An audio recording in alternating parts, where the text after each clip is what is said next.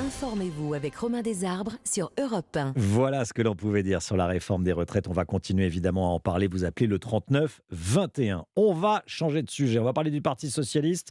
Olivier Faure, réélu à la tête du PS avec 50,8% des suffrages.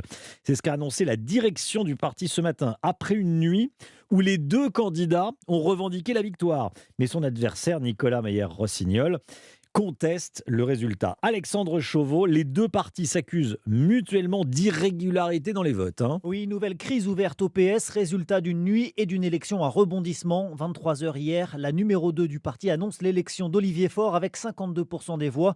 Mais à 1h30 du matin, Nicolas Meyer-Rossignol et Olivier Faure revendiquent tour à tour la victoire. Je vous remercie encore pour votre confiance et dès demain, nous allons travailler ensemble au rassemblement et au renouveau du Parti socialiste. Ils ont exprimé ce soir, par un vote clair, leur volonté de poursuivre le rassemblement de la gauche et des écologistes en me renouvelant leur confiance. Alors la direction du PS a beau proclamer ce matin la victoire d'Olivier Faure, son adversaire la conteste. Il demande que la commission de récolement, chargée de vérifier notamment les listes d'émargement, soit réunie en cause des accusations de triche, comme semble l'attester cette séquence tournée dans un bureau de vote à La Courneuve. C'est scandaleux.